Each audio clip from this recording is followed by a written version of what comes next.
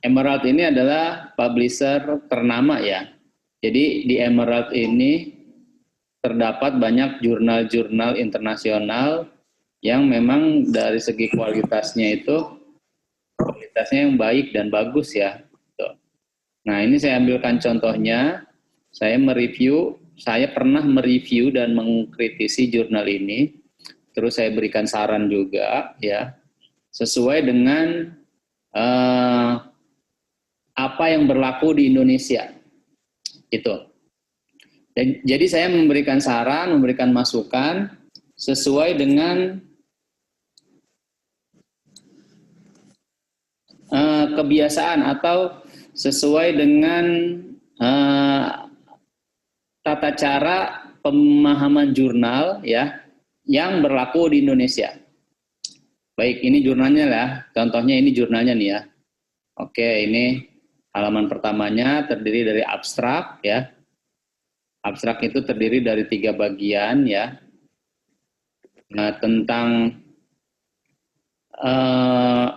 alasan si peneliti melakukan penelitian ini ya. Lalu metodologi penelitiannya ya. Yang ketiga adalah temuan yang didapat atau kesimpulan. Gitu ya. Bentar ya.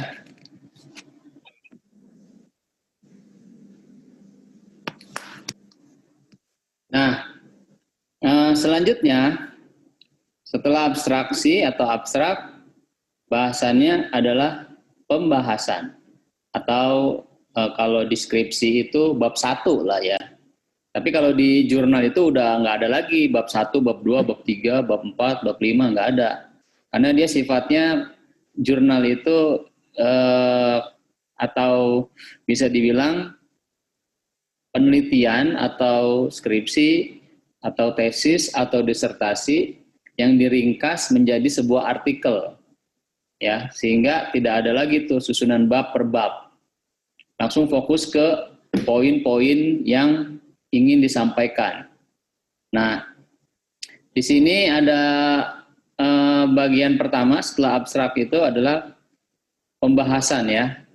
Pembahasan. Nah, nanti di sini kalian mereview nih. Di pembahasan ini ya, nanti kalian review, kalian pahami, kalian tuangkan ya, kalian jelaskan lagi ya. Terus lanjut ke bagian berikutnya, bagian yang membahas tentang tataran teori atau teori yang digunakan dalam penelitian ini, teori-teori apa saja gitu ya. Tentunya teori ini memiliki keterkaitan dengan judul penelitian, ini, gitu. Oke, itu pembahasan, terus landasan teori atau tinjauan pustaka ya. Nah, nanti kalian pun akan mereview teori-teori apa saja yang ada di penelitian ini ya. Kalaupun ada teori yang sebenarnya cocok untuk artikel ini, nah itu kalian tuangkan aja, kalian jelaskan gitu. Lanjut. Terus ya, kalian pahami sampai nanti di bagian ini akan ada pembahasan tentang hipotesis. Biasanya memang kalau hipotesis itu munculnya di bagian landasan teori atau tinjauan pustaka ya. Sama, begitupun pada skripsi, hipotesis itu ada di bab 2. Bab 2 itu isinya tinjauan pustaka atau landasan teori. Nah, selanjutnya setelah pembahasan hipotesis, kalian akan membaca atau membahas atau memahami yang namanya metodologi penelitian. Di jurnal atau di artikel pun sama seperti skripsi, itu ada yang namanya metodologi penelitian. Metodologi penelitian di sini menjelaskan tentang data yang akan diteliti, variabel yang akan diteliti, pengukuran yang akan digunakan terhadap variabel-variabel tersebut, seperti itu. Lalu analisis yang digunakan, ya, seperti itu.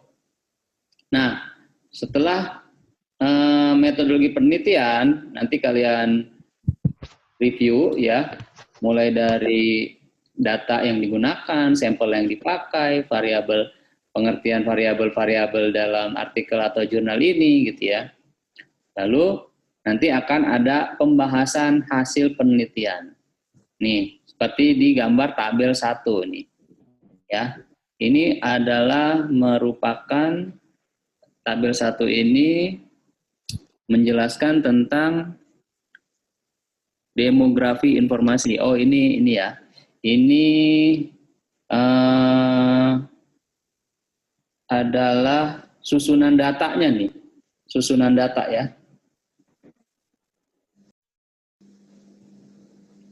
Atau bisa dibilang sampel ya, sampel ini. Sampel yang diteliti oleh si peneliti. Oke, terus lanjut lagi ke pembahasan berikutnya ya. Nah ini sudah mulai masuk ke analisis nih. Analisis dari data yang sudah diolah ya. Itu. Nah ini memang kan beda tentunya ya antara jurnal internasional dengan jurnal nasional. Beda ini ya, beda gaya penulisan atau beda selikung sebutnya ya. Selikungannya beda antara jurnal nasional dengan jurnal internasional. Punya karakteristiknya masing-masing. Tapi tentunya nanti ada poin-poin khusus yang harus kalian review. Nah, nanti pinter-pinter kalian tuh membaca ada di mana poin itu berada. Gitu ya. Oke, ini bagian dari pembahasan analisis data ya. Saya lanjutkan saja terus. Lalu kesimpulan. Ini sudah memasuki bagian terakhir yaitu kesimpulan. Nah, di kesimpulan ini si peneliti menjelaskan apa itu kalian review tuh, ya. Kalau ada yang kurang, kalian kritisi. Ya. Tentunya kalian bisa mengkritisi kalau sudah memahami isi dari bagian tadi introduction atau pendahuluan, landasan teori, ya. Terus metodologi research based, research methodnya tadi ya sudah dipahami. Lalu di kesimpulan ada hal yang tidak disampaikan oleh si peneliti. Nah, itu kalian kritisi. Poin apa yang kalian temukan tapi tidak ada di kesimpulan. Kalian kritisi, kalian tuangkan, kalian sampaikan, ya, lalu berikan masukan apa yang perlu ditambahkan dalam jurnal tersebut. Itu ya. Itu untuk kesimpulan. Begitu juga untuk limitasi atau keterbatasan. Nah, setelah kalian memahami artikel ini, kalian bisa tahu letak keterbatasannya di mana, ya. Ternyata si peneliti tidak menuangkan itu, ya udah, itu jadi poin kalian untuk memberikan masukan atau mengkritik artikel yang sudah publish ini. Itu ya gambarannya ya. Gambarannya seperti itu. Ini contoh artikelnya, kebetulan ini artikel internasional ya. Kalau nanti kemungkinan saya menyontohkan artikel-artikel nasional saja dulu. Atau tidak menutup kemungkinan ada satu artikel internasional mungkin ya 1-2 yang saya selipkan tuh ya. Supaya nanti hasanah pengetahuannya luas, enggak cuma jurnal nasional aja. Gitu ya. Oke. Lanjut, saya share materi berikutnya yaitu tentang contoh reviewannya ya. Contoh yang sudah saya buat. Contoh dari review, kritisi, dan saran artikel. Nah, sebelumnya saya mau mastiin lagi nih, ini ada 15 orang ya. Coba yang belum ada videonya dimunculkan nih. Iya, Pak. Yang nggak ada saya remove ya, beneran loh. Bapak, kalau saya mau masuk pagi sama malam, saya absennya di malam, boleh nggak, Pak? Saya boleh. Dengar yang di pagi. Kamu rajin amat pagi malam. Mumpung lagi kosong, Pak, di kerjaan. Oh, gitu. Ini mau sekalian dengar aja. Saya izin absen di malam aja, Pak, tapi. Ini kamu siapa nih yang ngomong nih? Makasih. Delida, Pak. Kenapa nggak munculin video? Ini saya izin absen malam, tapi saya mau dengerin yang pagi, Pak. Dengerin yang pagi. Apa bedanya? Oke, mana Sumaria, mana nih Sumaria?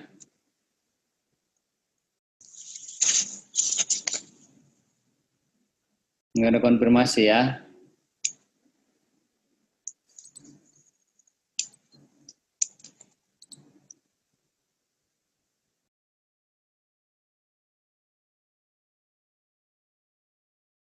Oke, saya lanjut ya.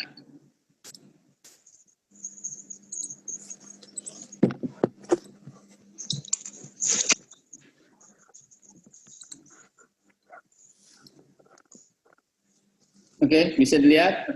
Bisa kelihatan? Bisa, Pak. Kecil apa cukup? Cukup, Pak. Gedein deh ya.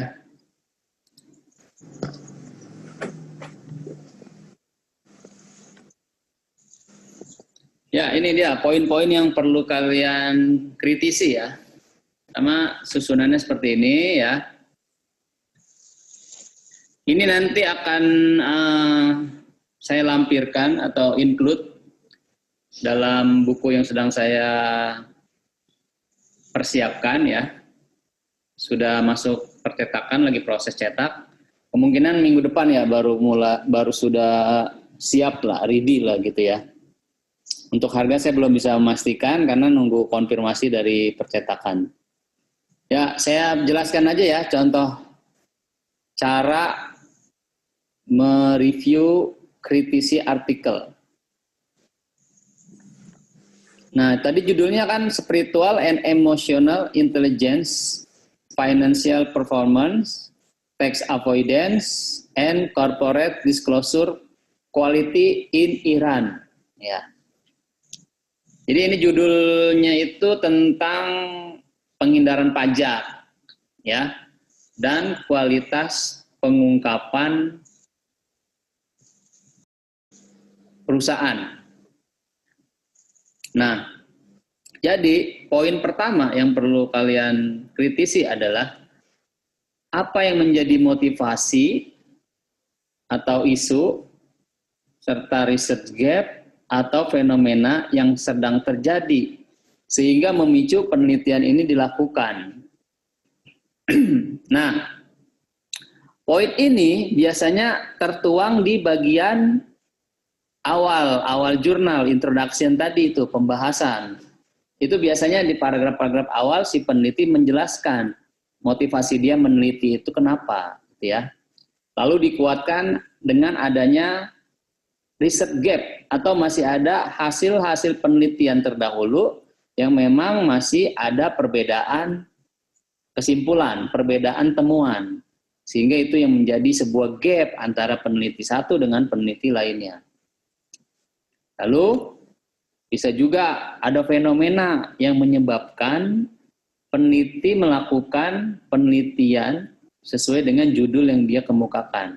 Sehingga dasar dari fenomena ini adalah sesuatu hal yang menarik bagi dia, bagi si peneliti, sehingga si peneliti pun tergerak untuk melakukan penelitian dengan judul Spiritual and Emotional bla bla bla bla bla, Corporate Disclosure Quality in Iran. Begitu ya gambarannya ya. Jadi poin pertama ini biasanya ada di bagian pembahasan, bagian-bagian awal jurnal ya. Ini dia research gap. Nanti kalian cari research gap dari artikel yang kalian review itu, ya, kalian tuangkan di sini. Terus fenomenanya apa? Fenomena yang kalian dapatkan apa? Tuangkan di sini.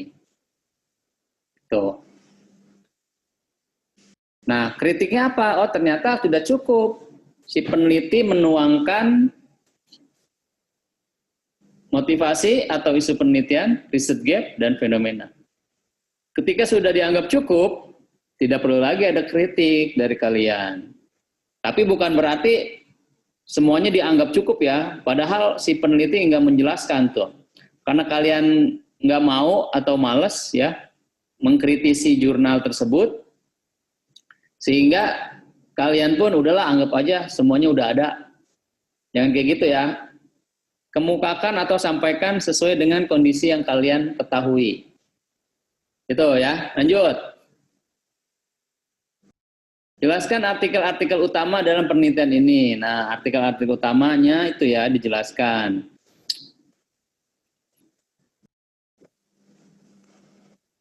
Artikel-artikel utama itu biasanya mencakup dari grand theory, ya.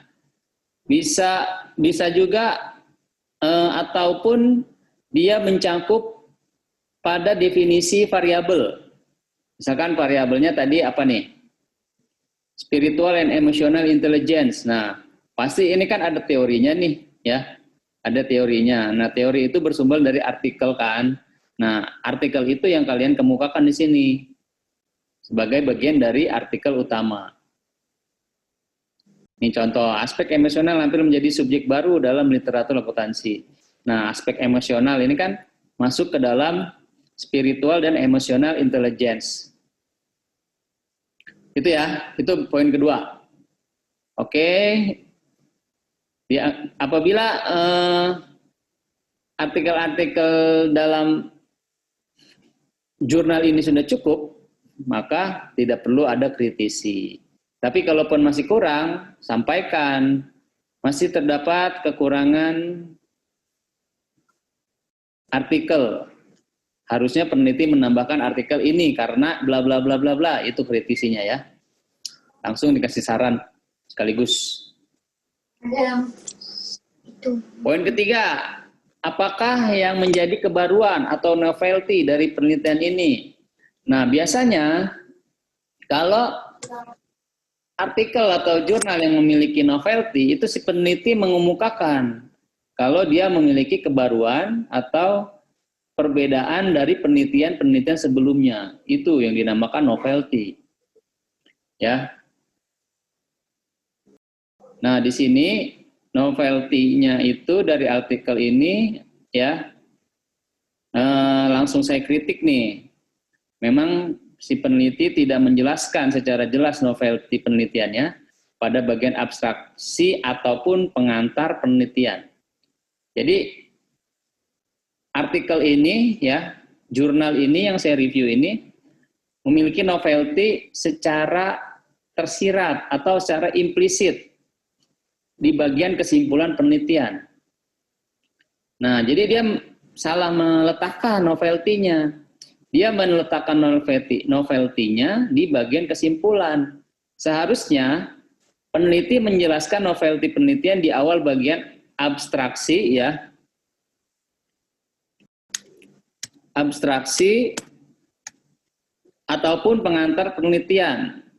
Novelty yang disajikan di atas merupakan hasil penelaahan dari reviewer bagian kesimpulan penelitian ini. Oke. Nah, jadi ini adalah hasil penelaahan reviewer ya pada bagian kesimpulan. Ini novelty-nya nih. Ya, itu.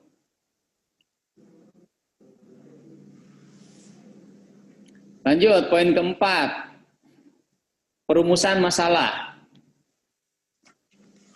Nah, kalian review, jika tidak ada rumusan masalah, kalian tambahkan rumusan masalah yang seharusnya ditulis. Nah, ini adalah perumusan masalah yang saya buat nih, selaku reviewer. Merujuk pada hipotesis dalam penelitian. Jadi, perumusan masalah itu biasanya ya, searah dengan hipotesis penelitian. Karena memang rumusan masalah itu yang nantinya akan dijawab di bagian kesimpulan penelitian. Oke, ini bukan dari artikelnya ya, tapi ini saya buat sendiri ya sebagai masukan atau saran. Itu. Makanya di sini saya terangkan, peneliti tidak menjelaskan perumusan masalah dengan jelas. Perumusan masalah hanya tersirat secara implisit. Seharusnya perumusan masalah dijelaskan pada bagian latar belakang penelitian ya. Perumusan masalah yang disajikan di atas merupakan hasil penelaahan dari reviewer merujuk pada hipotesis dalam penelitian ini. Itu ya kritiknya ya. Terus tujuan penelitian sama ya. Dalam jurnal ini tidak ada tujuan penelitian, ini saya tambahkan sendiri ya. Ini saya jelaskan dikritisinya ya.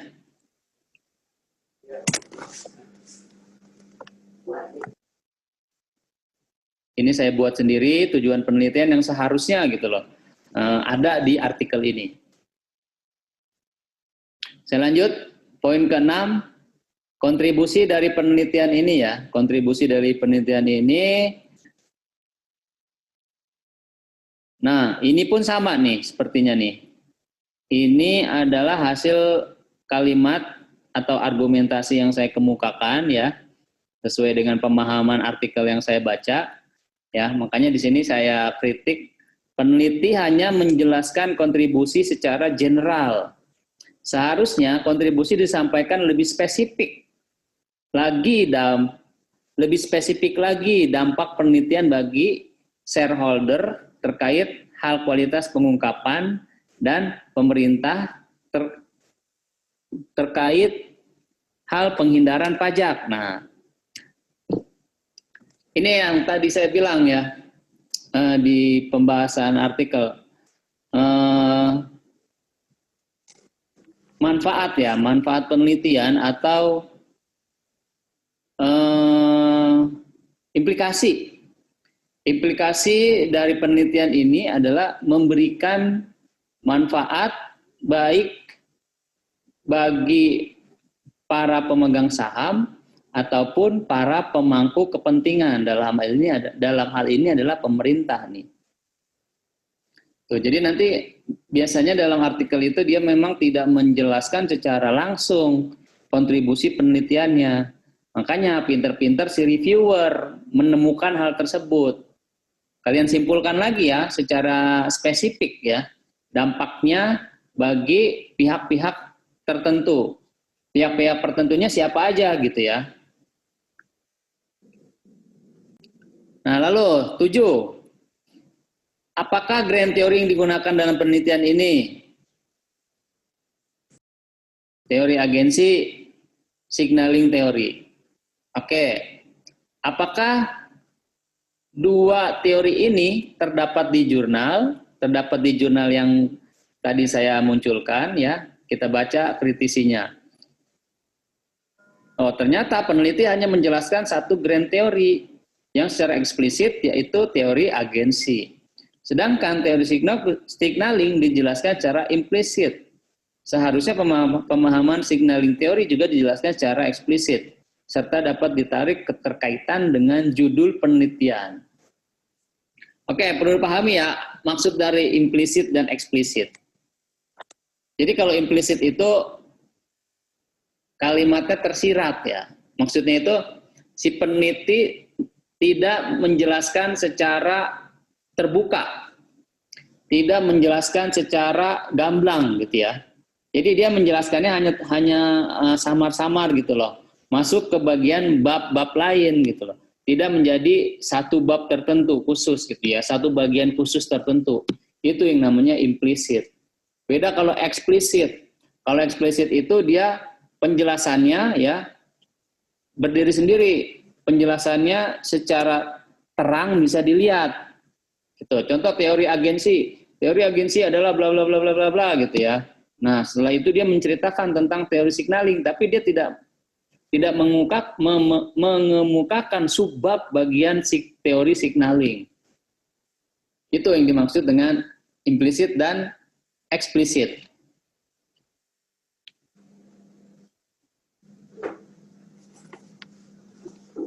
Bentar. Ini hurufnya kayaknya. Oke, lanjut. Jelaskan keterkaitan grand theory yang digunakan dengan penelitian yang sedang dilakukan. Oke. Sama, si peneliti pun tidak menjelaskan keterkaitan antara grand theory ya dengan penelitian. Nah, maksud keterkaitan di sini adalah jadi grand theory itu punya keterkaitan pada masing-masing variabel. Contoh, Teori agensi punya keterkaitan pada variabel apa? Di mana letak keterkaitannya? Ya, signaling teori punya keterkaitan sama variabel apa? Di mana letak keterkaitannya? Itu nanti kalian kritisi tuh ya, kalian jelaskan. Seperti itu. Ini contoh seperti saya tampilkan di sini. Saya hanya menjelaskan ya sebenarnya di sini tidak memberikan, saya hanya mengkritik. Tapi secara penjelasannya ada di bagian sini, bagian atas ini ya.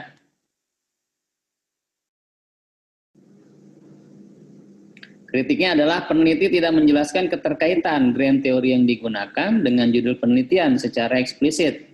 Grand teori hanya tergambarkan secara implisit dalam penelitian ini. Penjelasan di atas merupakan hasil dari penelaahan reviewer. Oke, itu ya. Antara eksplisit dan implisit sudah paham tadi ya, saya jelaskan ya. Oke, buatlah gambar kerangka konseptual. Ada kerangka konseptualnya, tapi si peneliti tidak menjelaskan nama variabel independennya apa, dependennya apa, moderatingnya apa gitu ya. Sehingga hal ini kurang bisa dipahami. Seharusnya peneliti memberikan tanda variabel independen dengan tanda X1 atau X2 gitu ya. Variabel dependen dengan tanda Y dan variabel moderating dengan tanda Z. Itu maksud hasil kritikan yang saya berikan terhadap si peneliti. Lalu apakah hipotesis penelitian? Oke. Hipotesis penelitiannya ada ya. Hipotesis penelitiannya ada, tapi redaksional hipotesis H3, H4, H5, H6 kurang bisa dipahami, sehingga hipotesis bisa dianggap dengan jelas, ditangkap dengan jelas. Ditangkap.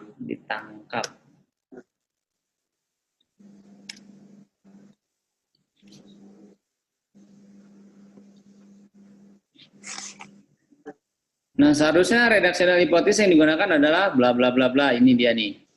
Ya. Lalu ada juga hipotesis yang kurang, ya. Padahal di gambarnya ini ada gambar hubungannya nih. Tapi si peneliti tidak mengemukakan hipotesis itu.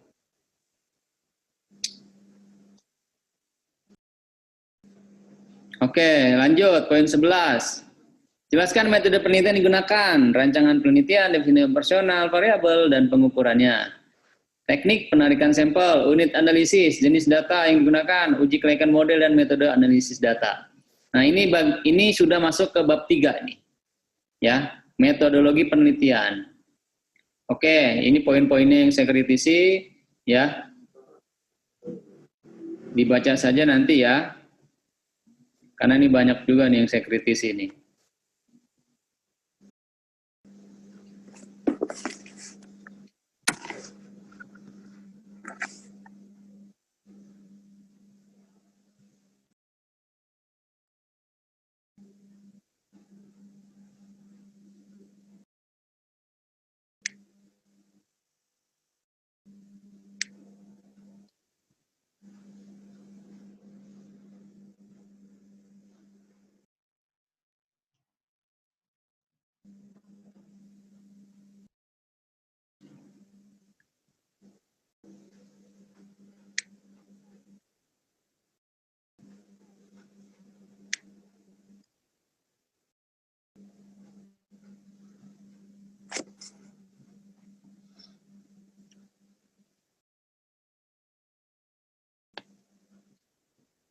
Lanjut, poin ke-12.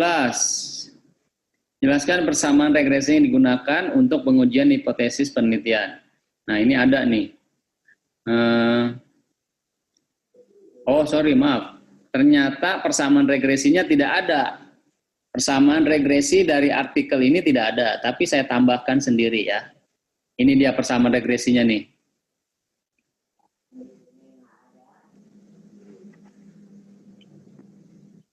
Lalu pembahasan hasil penelitian dari statistik deskriptif, uji kelayakan model, uji hipotesis.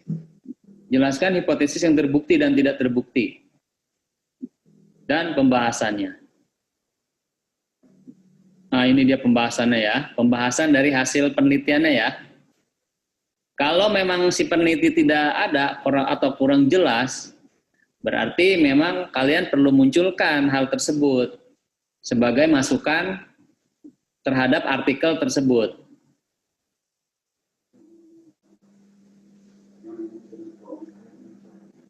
Oke, ini sepertinya sudah cukup ya peneliti menyajikan ini ya, menyajikan pembahasan hasil penelitian ya.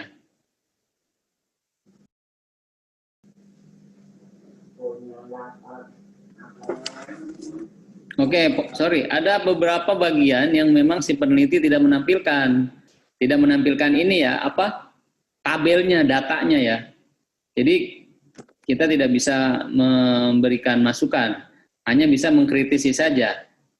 Peneliti tidak menampilkan data penelitian sehingga tidak bisa digambarkan statistik deskriptif dalam penelitian ini. Itu untuk bagian statistik deskriptif. Lalu uji kelayakan model. Peneliti tidak memahami uji kelayakan model, peneliti tidak menampilkan uji kelayakan model dalam penelitiannya. Oke, berarti si penulis artikel ini tidak melakukan uji kelayakan model. Uji kelayakan model itu uji F ya, uji F. Kalau di kita namanya uji F. Nah, uji hipotesis. Nah, ada biasanya kalau uji hipotesis ya. Ini dia uji hipotesisnya.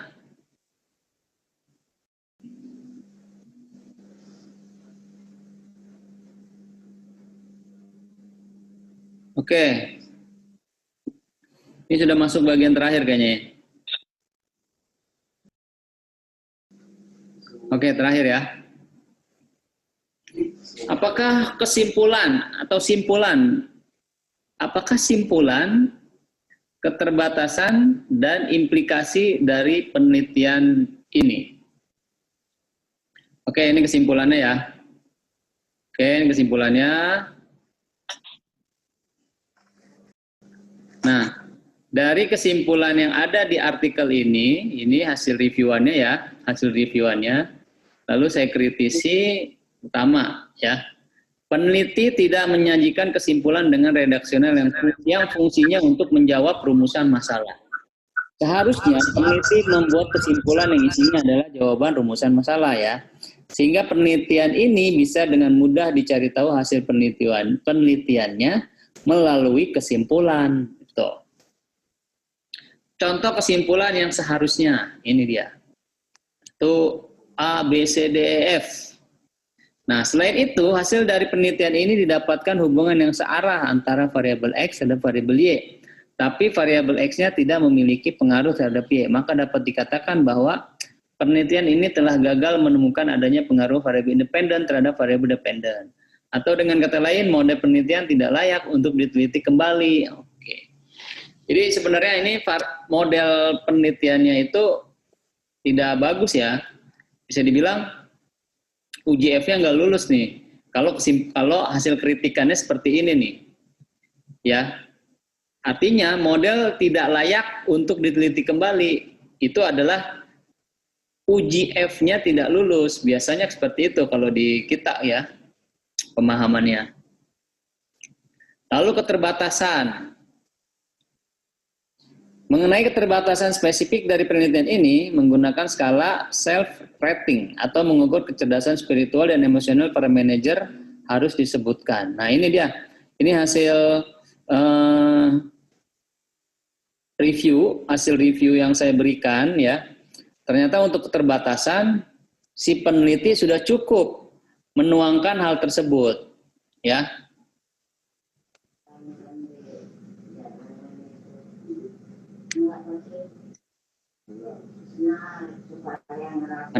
Makanya saya buat kritikannya di sini, peneliti sudah cukup jelas dengan lengkap terkait keterbatasan. Lalu implikasi ternyata nggak ada ya. Peneliti tidak menjelaskan implikasi penelitian. Harusnya peneliti menjelaskan hasil penelitiannya sebagai masukan bagi perusahaan dan stakeholder terkait pengaruh kecerdasan emosional dan kecerdasan spiritual yang mempengaruhi tax avoidance dan kualitas pengungkapan dengan variabel kinerja keuangan yang menjadi faktor penguat pengaruh ini. Nah, itu kritiknya ya.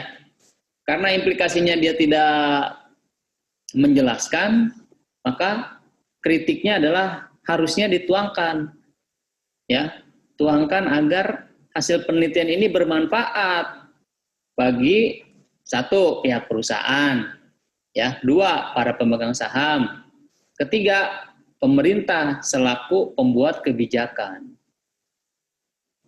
Nah, itu nanti yang harus kalian lakukan, mereview, kritisi, dan kasih sarannya juga sekalian atas artikel-artikel yang akan nanti saya akan berikan. Oke ya, itu gambaran lebih jelasnya, nanti langsung praktek, sekalian kita latihan ya, agar kalian bisa lebih memahami lagi atau bisa tahu gitu ya, cara menelaah, cara memahami ya, atau kalau bahasa anak-anak tingkat akhir nyebutnya menguliti artikel, menguliti jurnal. Jadi jurnal yang ada nih udah utuh, udah publish, kalian kuliti tuh, kalian bedah gitu ya. Bedah jurnal. Di mana letak kekurangannya, kasih masukannya seperti apa, gitu. Nanti buat seperti ini ya, cara mereviewnya ya. Kalau dibuat video kayaknya kepanjangan ya, kumpulin aja mungkin ya, soft copy-nya ya. Iya Pak, soft copy aja. Susah juga ngejelasinnya nih kalau video. Ya oke lah, soft copy aja kalau gitu ya. Iya, Oke, Pak. sampai di sini ada yang mau ditanyakan?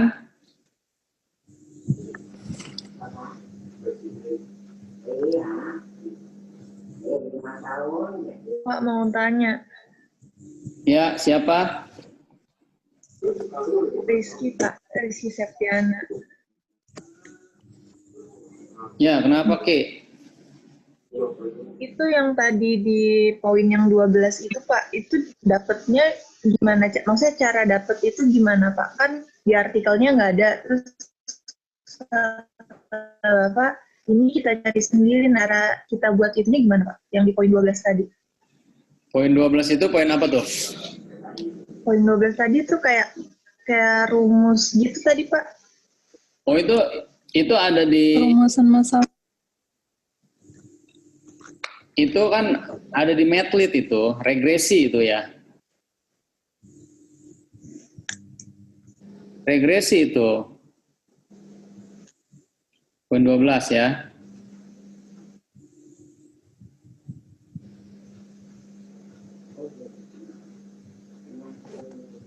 Ini. Iya Pak, yang itu. Ini ya dapatnya dari pemahaman metodologi penelitian kalian ya. TA itu tax avoidance. A itu adalah konstanta nih. Ya. B1 ya. Beta 1 atau koefisien 1 untuk variabel emotional intelligence. Ini untuk beta 2, koefisien 2 ya. Untuk variabel apa nih? Lupa nih saya. Bentar, kita lihat variabel apa tuh. SI itu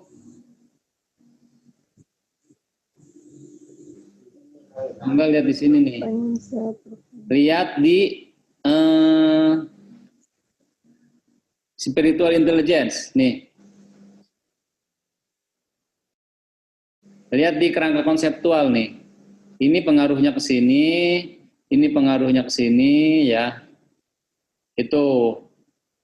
Terus ini ke sini. Jadi nanti berdasarkan pemahaman metodologi penelitian yang kalian punya atau kalian pahami, nah ini tuangkan di sini, dikritisi jurnal ini. Itu dapatnya. Memang kalau di artikel nggak ada ya kalian dituntut untuk mencari tahu bagaimana cara mengkritisinya. Karena ini kan sebenarnya mata kuliah lanjutan dari metodologi sama teori akuntansi. Nah, ini di sini nanti bermuara kedua pemahaman matkul metlit sama matkul teori akuntansi dipadu-padankan di sini. Gitu. Ya. Oke. Paham, Ki? Masih bingung Pak, kalau misalnya ntar nge-review sendiri itu bikinnya gimana? Ya bikin, kamu cari tahu cara membuat regresi atau persamaan regresi penelitian. Itu persamaan regresi penelitian tuh. Poin 12 ini adalah persamaan regresi penelitian. Tuh, makanya di sini kan jelaskan persamaan regresi yang digunakan untuk pengujian hipotesis penelitian. Kamu cari aja persamaan regresi hipotesis penelitian. Nah, bentuknya akan seperti ini. Ini kenapa bisa rumusnya muncul seperti ini? Ya, dengan kalian memahami kerangka konseptual. Gitu. Ini arahnya ini ke sini. Ini kan emotional intelligence. Ini spiritual intelligence, ya. Ini X1, ini X2. Ini variabel Y-nya, ya.